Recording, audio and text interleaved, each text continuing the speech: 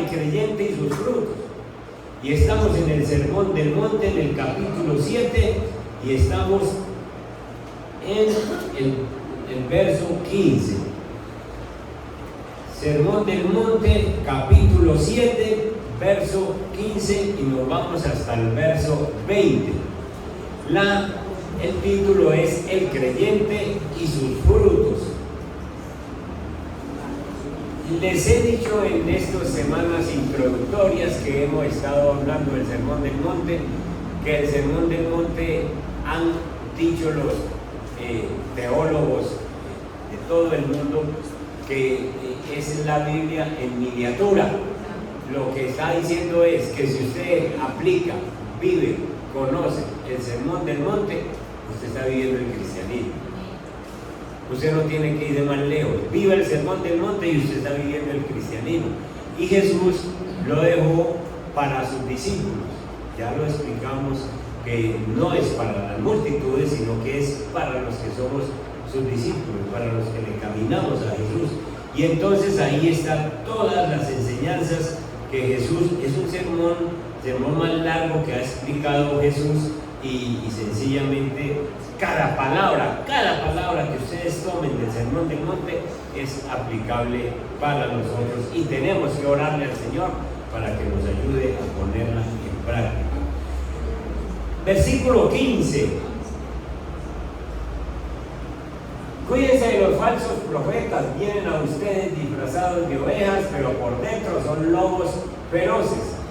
Dale, sigamos con esa nueva versión. Por sus frutos los conocerán. ¿Acaso se recogen uvas de los espinos o higos de los cardos? Del mismo modo, todo árbol bueno da fruto bueno, pero el árbol malo da fruto malo. Un árbol bueno, escuchen esto, miren esto, un árbol bueno no puede, metas eso en la cabeza, no puede dar fruto malo. Ustedes y yo somos árboles buenos, escogidos por Dios.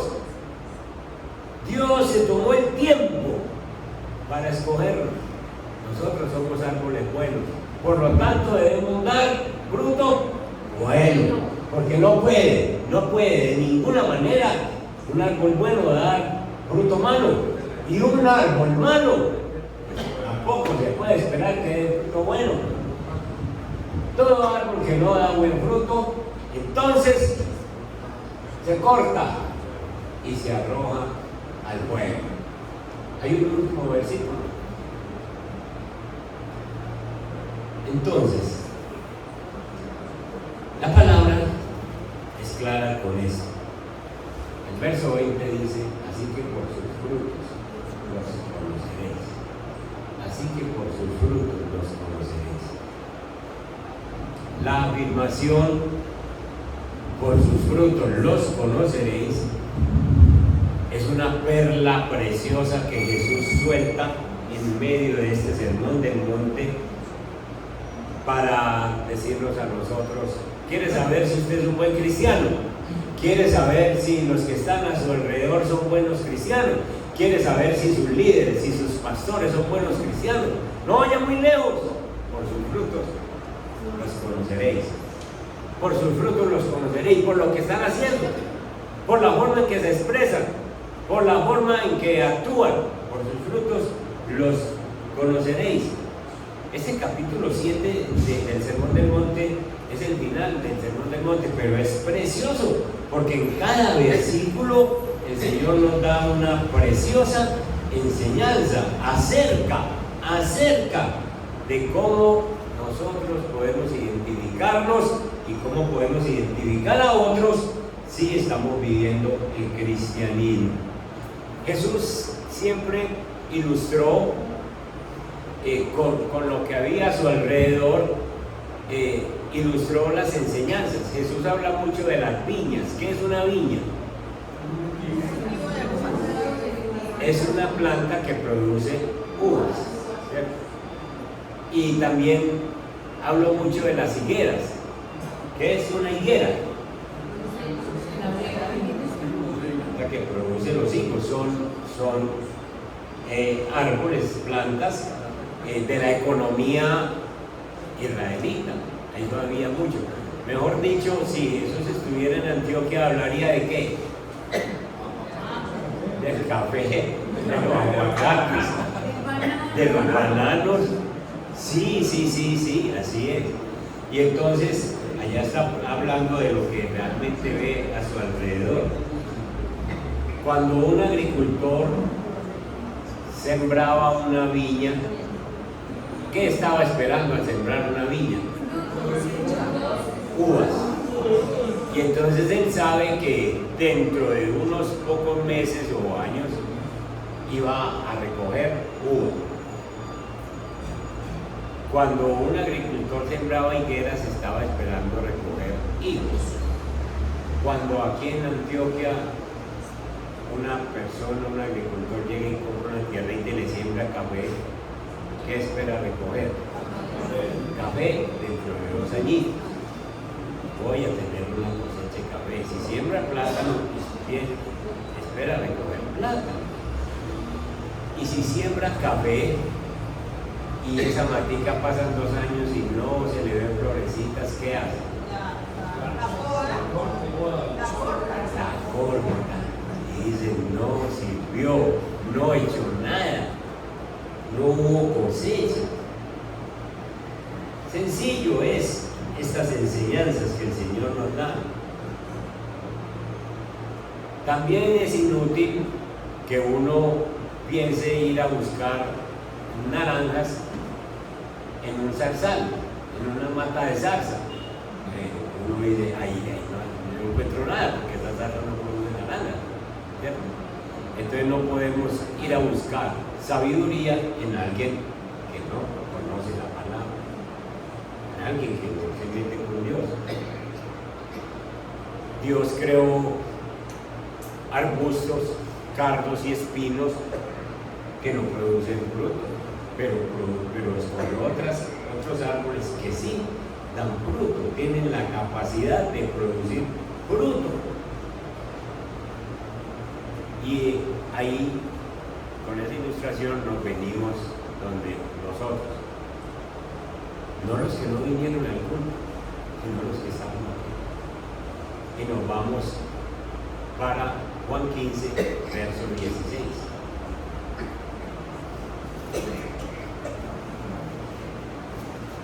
Y ahí vamos a ver qué hizo Jesús con nosotros. Miren ustedes el versículo. Ténganlo muy en cuenta. La Reina, la Nueva Versión Internacional, NBI, eso que aparece ahí en Nueva Versión Internacional, dice: no me escogieron ustedes a mí. No me escogieron ustedes a mí. Es decir, yo fui el que los escogió a ustedes. Ustedes no son cardos, ustedes no son espinos, ustedes son árboles escogidos por mí. Son vides que producen buen fruto. Sino que yo los escogí a ustedes y los comisioné, dice esa versión, para que vayan y den desde un principio. Desde un principio. El Señor, el día que vos hiciste una oración de fe y empezaste a creer en el Señor y empezaste a congregarte y empezaste a discipularte y empezaste a aprender a orar y te empezó a gustar la Biblia, el Señor está diciendo: yo te escogí y mi comisión, mi escogencia tiene un propósito, y es ver fruto en vos. ¿A los cuántos años debe dar fruto un cristiano? Bueno, un cafeto, pues, yo sé por Fredonia, allá, porque yo hablo con los campesinos de ahí en 2 años. Yo siembro y en 2 años recojo la primera cosecha. Esos cafetos son así, llenos de florecitas. En este tiempo ahí, ¿cierto? Está por cogerse una cosecha. Y está floreciendo y está enrojeciendo. Y entonces, ahora en las noticias escuché que va a ser la mejor cosecha de estos últimos años, la que se va a dar en estos tiempos en todas estas tierras cafeteras. Entonces, se espera que yo siembro, la matica crece y en 2 años me da la primera cosecha y ya sigue dando cada año. Pero de primera vez empieza a darlo a los 2 años. ¿A los cuántos tiempos creen ustedes que un cristiano debe dar fruto? De inmediato, sí, es nueva criatura. ¡Ay, qué belleza! Es nueva criatura, muy buena, hermana, piedad, muy bien. El apóstol Pablo se convirtió al Señor y los judíos le tenían la mala porque los perseguían y los gentiles le tenían la mala porque decía, y este anda de hombre predicando, porque predicaba enseguidita, después de que se convirtió rapidito y 3 añitos y ya estaba metido en el lío con todos los gentiles y judíos. Entonces, comisionados para que vayan y den fruto. Comisionados para que vayan y den fruto. Esta otra versión dice, para que vayáis y llevéis fruto. Un fruto que perdure. Y vuestro fruto permanezca. Un fruto que perdure. Y así, miren esto, así el Padre les dará todo lo que pidan en mi nombre. ¿Cuándo? Cuando estemos dando. ¿Qué versículo ese, no? Cuando yo vea que ustedes están dando fruto, yo les doy lo que ustedes piden en mi nombre, porque están dando fruto. Entonces este versículo a nosotros nos manda a que nosotros entendamos cuál es el propósito por el cual Dios nos ha llamado, que demos fruto.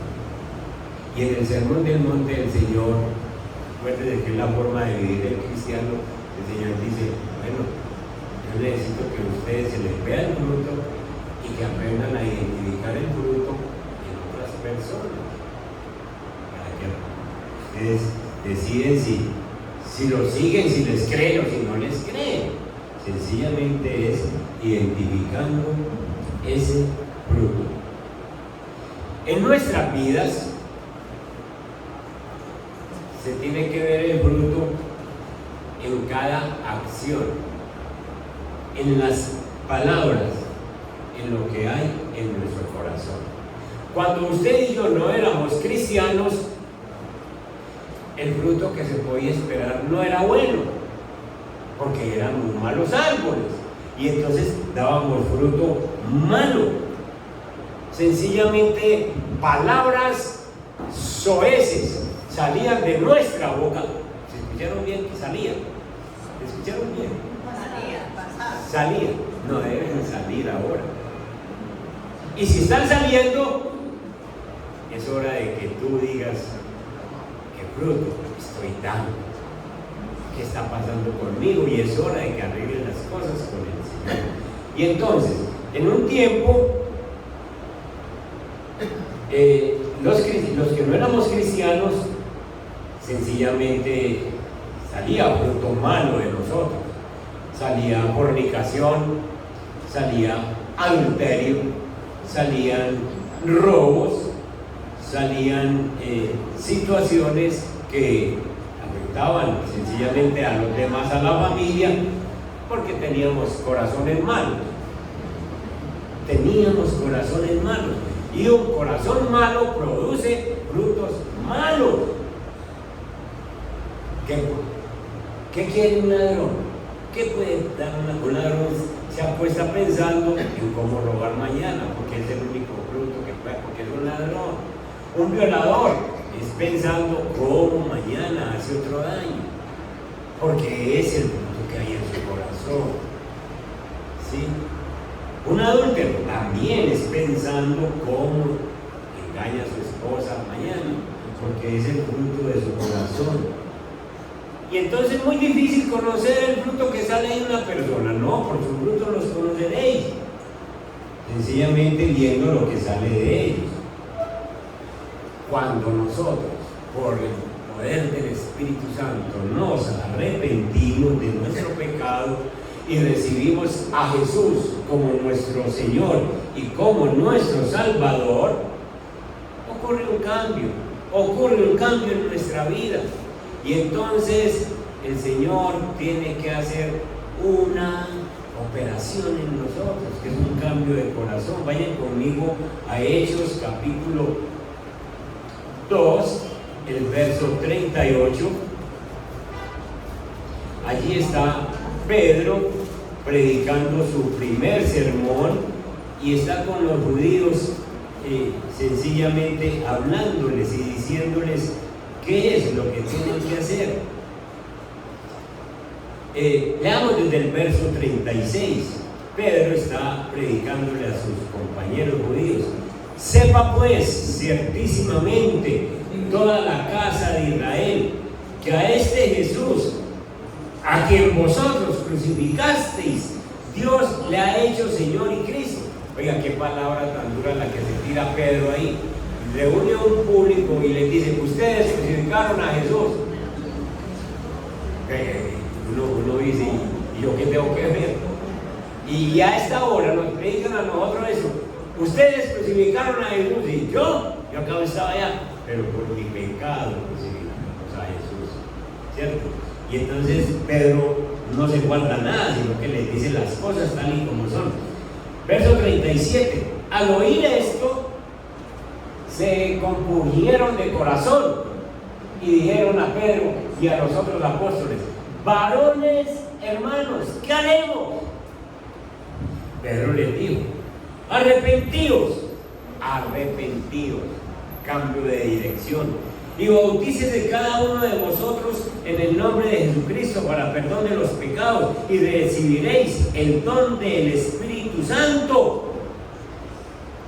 Hermanos, si un cristiano no tiene un arrepentimiento genuino, se puede pasar toda la vida en el cristianismo sin dar fruto, porque no hay un arrepentimiento de ciertas cosas que no le duelen. Y todavía uno encuentra cristianos que hablan del pasado, con un deleite. Uno debía y hablar eso con una tristeza: oh Señor, lo que yo era. Dios mío, a mí me duelen mucho cosas que yo hice en un pasado. Y Señor, gracias, Señor, que me libraste de ahí. Ese es el arrepentimiento. Y entonces, cuando hay ese arrepentimiento, entonces el Señor nos da el Espíritu Santo que nos guía. Y miren el verso 39, muy a propósito de la oración que hicimos ahorita en la mañana: porque para vosotros es la promesa. ¿Y para quién más? Para nosotros. ¿Alguna duda? La promesa es para usted, que lo llamó el Señor, para vuestros hijos y también para todos los que están lejos, para cuantos el Señor nuestro Dios llamare. Y entonces, si te llamó a vos, no estaba pensando en vos, estaba pensando en los que hay cerquita de ti.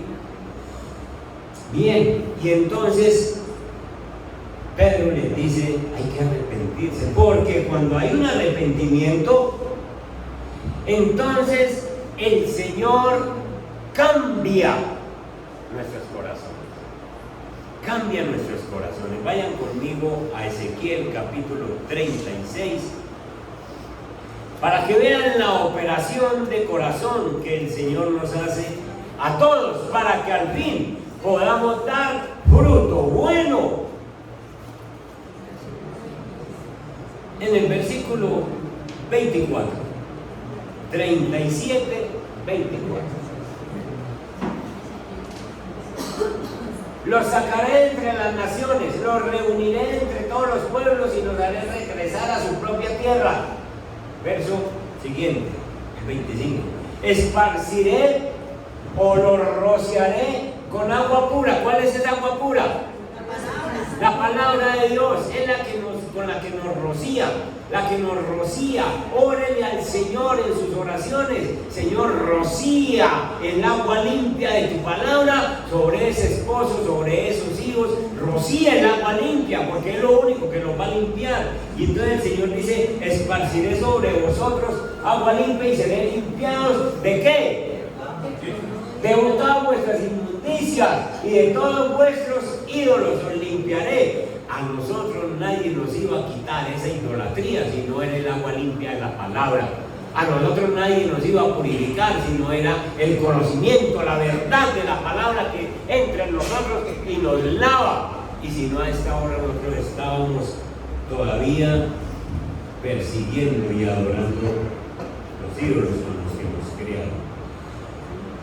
Verso 26. El verso 26. Les daré, ¿qué?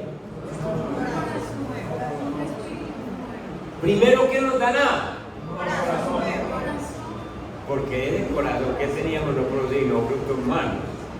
Todo lo que producía era malo, todo lo que producía era malo, frutos malos, envidias, iras, peleas, ponches, guarapazos e insultos, todo. Todo eso lo producía el corazón. Divorcios, adulterio, fornicaciones.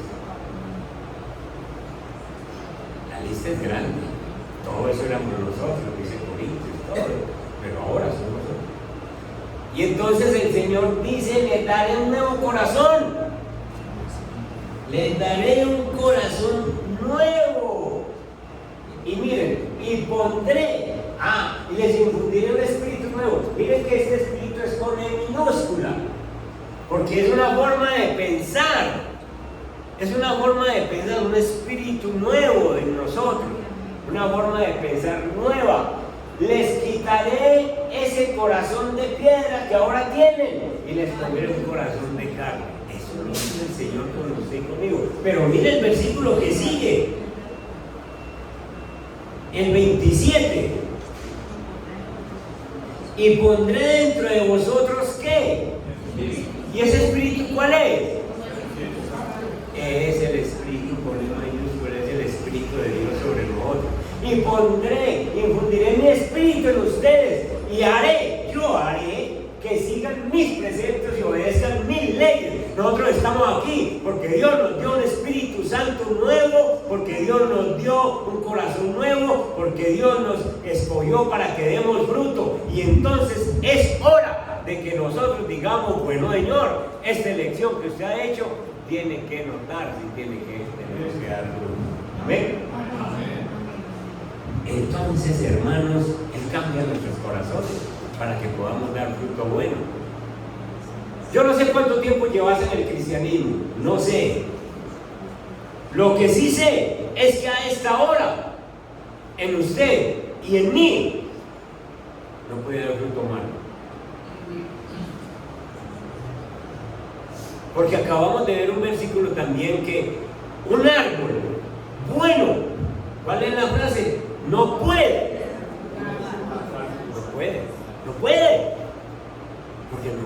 Porque la esencia es un árbol bueno y entonces no puede dar fruto malo.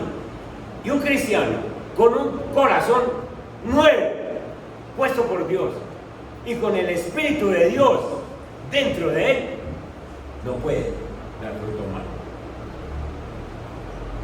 Hoy nos tenemos que hacer un autoexamen, porque si están saliendo palabras, actitudes, comportamientos de allá afuera, que lo da cualquier persona allá afuera que no tiene a Cristo, hay un problema en mí.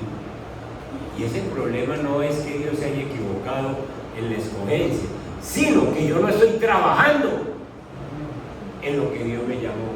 Yo no estoy haciendo el trabajo que Dios me llamó.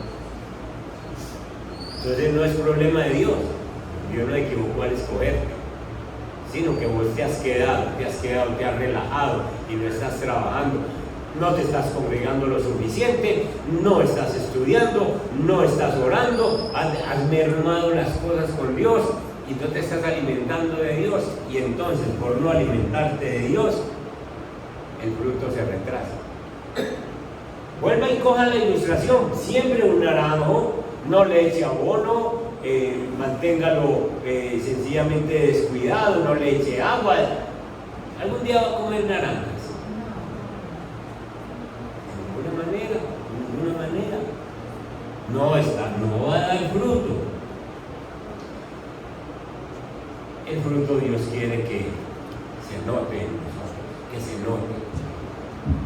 Y es hora, porque tenemos un corazón nuevo, dijo Piedad, porque tenemos, y dice la Biblia, y porque somos nuevas criaturas. Miremos ese versículo, 2 Corintios capítulo 5, el verso 17, para que vean ustedes. Por lo tanto, si alguno está en Cristo, es una nueva creación. Lo viejo ha pasado. ¿Qué es lo viejo? El fruto viejo que usted daba. Eso pasó. Ha llegado ya lo nuevo. Empezar a dar fruto. Somos nuevas criaturas. La versión Reina Valera dice: de modo que si alguno está en Cristo, nueva criatura es. Las cosas viejas pasaron y aquí todas son hechas nuevas. Todas son hechas nuevas. Hermanos, que no nos vaya a coger Dios haciendo o dando frutos malos cuando llevas un tiempo de cristiano que ya es absolutamente necesario dar fruto bueno. Las cosas viejas pasaron, dice la palabra. Las cosas viejas pasaron. Nosotros necesitamos examinarnos. Vuelvo y lo digo. Si usted se llega a notar usted mismo con un comportamiento de envidia, por ejemplo, con un comportamiento de celos, con un comportamiento de ira por cualquier cosa, con un comportamiento en el que usted expresa palabras que son normales del mundo, pero que usted las ha cogido para usted. Entonces, no crea de pronto que no es escogido, sino que usted siéntase mal y diga: Dios mío, Espíritu Santo, usted está aquí y definitivamente yo necesito que me ayude. Porque hay dos caminos. O uno es que me relajo y va, bueno, ya lo cambié, ya soy así. Pero la otra es decir: Señor, tan valiosa su sangre invertida en mí y yo no estoy haciendo lo suficiente para cambiar. A muchas personas con las que yo hablo les digo: ante esa situación que usted vive, ¿qué haría Jesús? ¿Cómo se comportaría Jesús?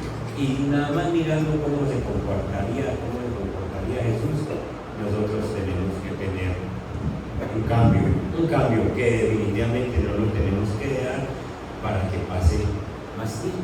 Dios quiere venir a buscar fruto y encontrar fruto en nosotros. Gálatas capítulo 5 habla del fruto del Espíritu Santo. En el versículo 22 habla de fruto que ya debe estar en nosotros. Y esa es una de tantos pasajes que podemos hablar de fruto, de muchas otras cosas. Pero ahí se nos enumeran unas cualidades del fruto del Espíritu. Dice: mas el fruto del Espíritu, es decir, el Espíritu que viene a vivir en ti, trae un fruto. Y el fruto del Espíritu se compone de amor, gozo, paz, paciencia, benignidad, bondad, fe, mansedumbre, templanza. Contra tales cosas no hay ley, es decir, eso está en nosotros. No hay eso no hay ley que valga, sencillamente es un fruto que se debe estar produciéndose en nosotros. Ahora, les he dicho en clases y aún en las predicaciones que miren que ahí no habla de frutos. El fruto es uno solo, con 9 cualidades. Es un solo fruto que tiene 9 cualidades. Entonces el Espíritu Santo vino a vivir en tu vida y entonces usted no puede decir, ay, yo soy bondadoso, pero yo no tengo paciencia para nada. Usted está diciendo una cosa contradictoria, porque es que el fruto es uno solo y si usted tiene uno, tiene todo. Lo que pasa es que no lo deja desarrollar, pero nosotros somos capaces de dar amor porque es el Espíritu Santo en mí. Y entonces yo puedo dar amor a aquella persona que no conoce a Cristo, a aquella persona que es muy primitiva en sus actitudes, que contesta con 4 piedras en la mano, y yo, como tengo el Espíritu Santo, lo amo. ¿Qué les parece? Porque yo no puedo pedir peras al olmo. Esa persona no tiene lo que yo tengo.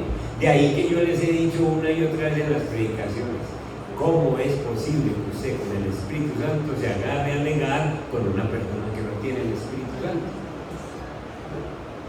Y trate de convencerle, y trate de decirle cosas, y alegando, usted tiene el Espíritu Santo, entonces usted tiene amor y de pobrecito, no lo entiende. Yo tengo paciencia, tengo paz en mi corazón, soy benigno, soy bondadoso, tengo fe, soy manso. Templanza, el dominio propio. Son fruto, es el fruto que debe estar en nosotros por el solo hecho de tener al Espíritu Santo. Ahora, los cristianos consagrados al Señor, los cristianos que nos consagramos, debemos mostrar buenos frutos. Por ejemplo, un fruto que nos pide la Biblia, el Señor: haga discípulos. Ir y hacer discípulos, dice Mateo capítulo 28. Vayan y hagan discípulos. ¿Quiénes? Ustedes, yo. Para ser un discípulo es coger una persona, enseñarle a orar, enseñarle a leer la Biblia, cogerlo como con plastilina y dar. ¿Tenemos paciencia? No, que vayan del pastor.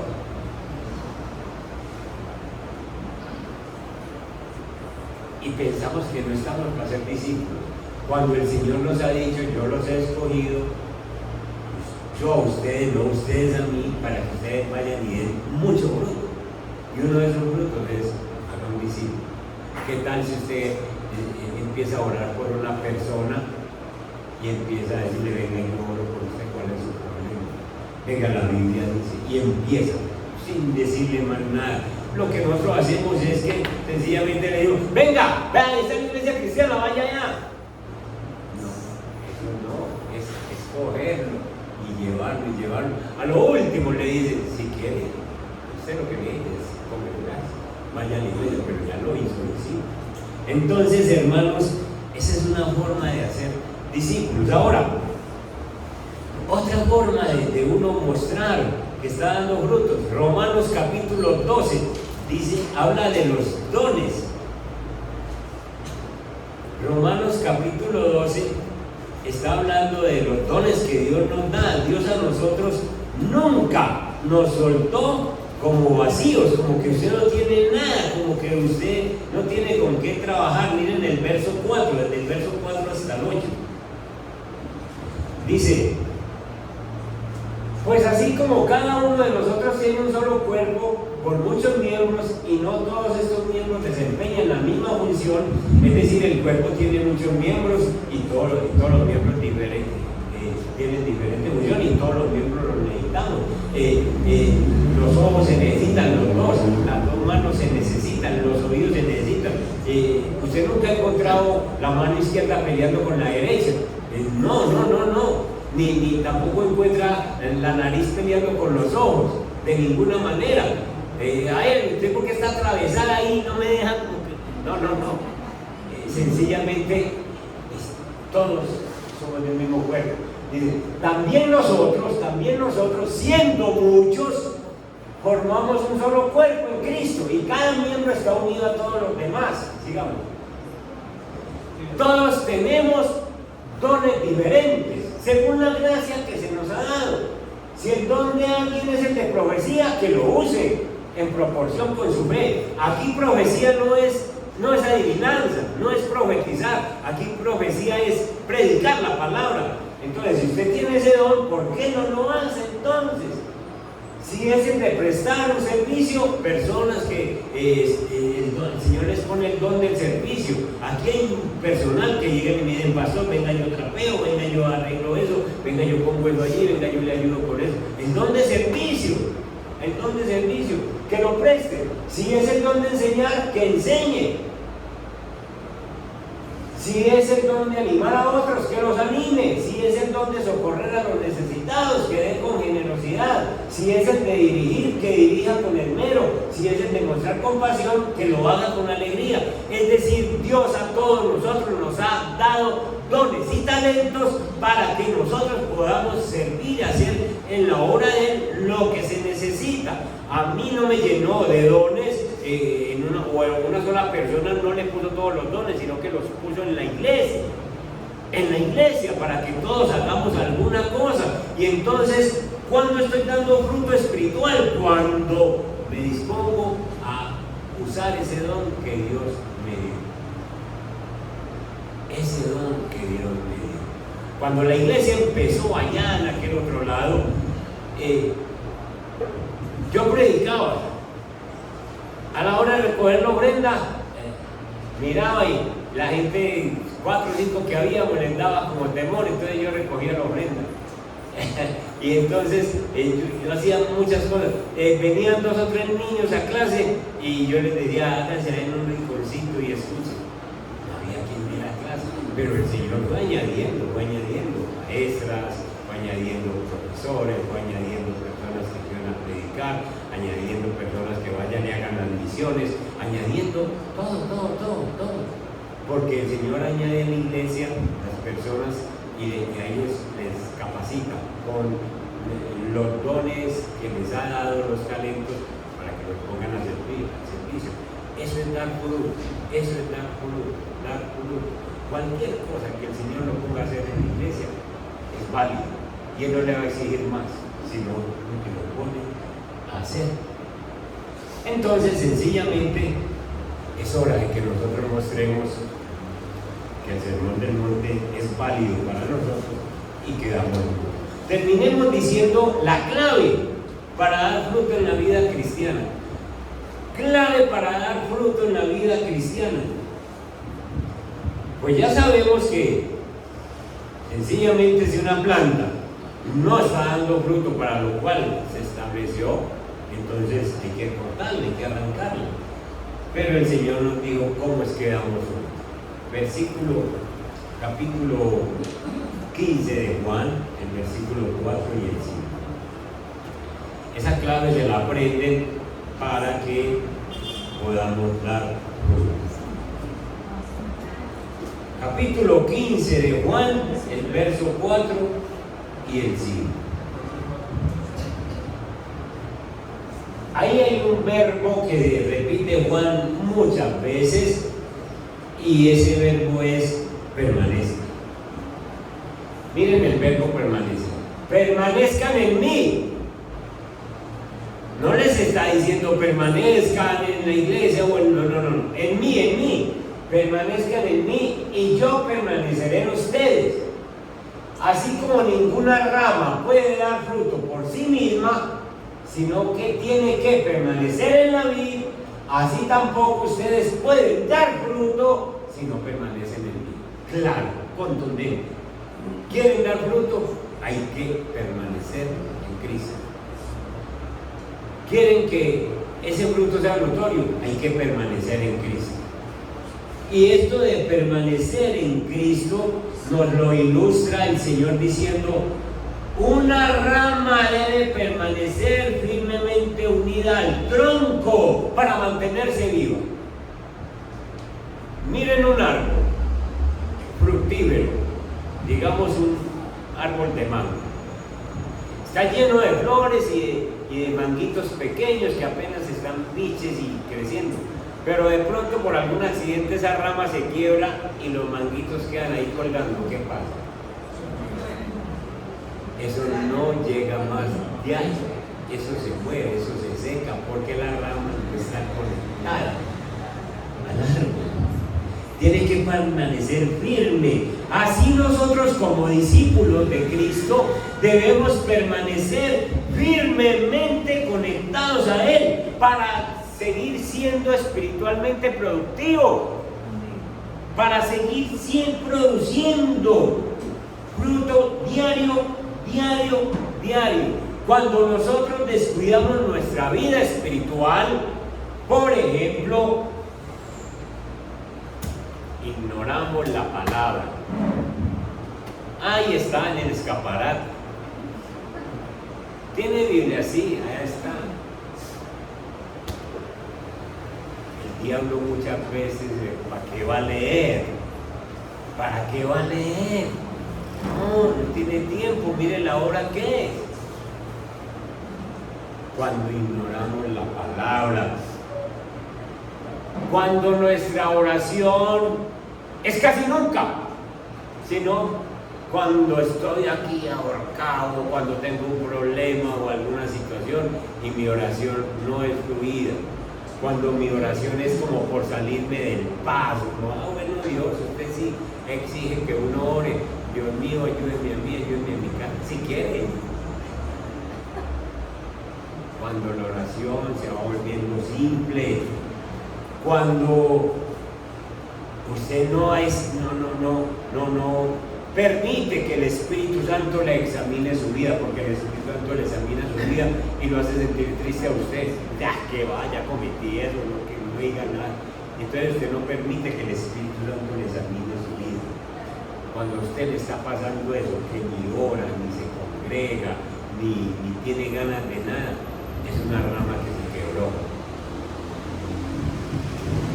Y usted pierde conexión con el árbol donde está pegado, no está sujeto a Cristo, y entonces empieza a secarse y no da fruto. Usted y yo necesitamos una entrega diaria, una comunión diaria, un arrepentimiento diario, una conexión diaria. Y muchas veces, varias veces en el día, Señor, yo necesito que me ayude. Muchas veces en el día volver a la Biblia, Señor, ¿qué dices con respecto a esta decisión? Muchas veces una comunión con el Espíritu Santo, andar en el Espíritu diario, no satisfacer los deseos de la carne. Y así nosotros mantenemos conectados a Dios. Mantenerse íntimamente conectado a la vida es la única manera de dar fruto, y aún en la vejez. Miren ustedes el Salmo 92, verso 2. Salmo 92.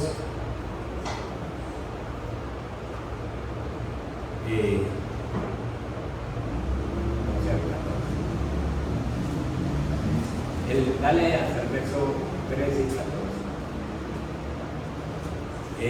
Verso 12.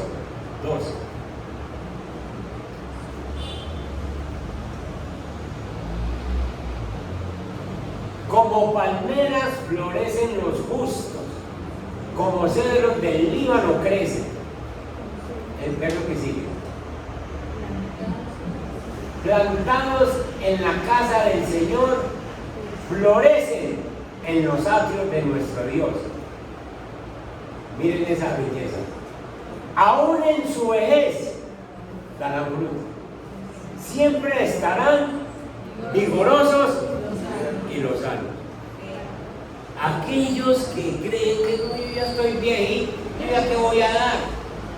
Pues hermano, les toca leer Biblia, porque el fruto no se deja de dar. Hermanos, no se deja de dar. Dios nos escogió para dar fruto y ese fruto permanece, dice.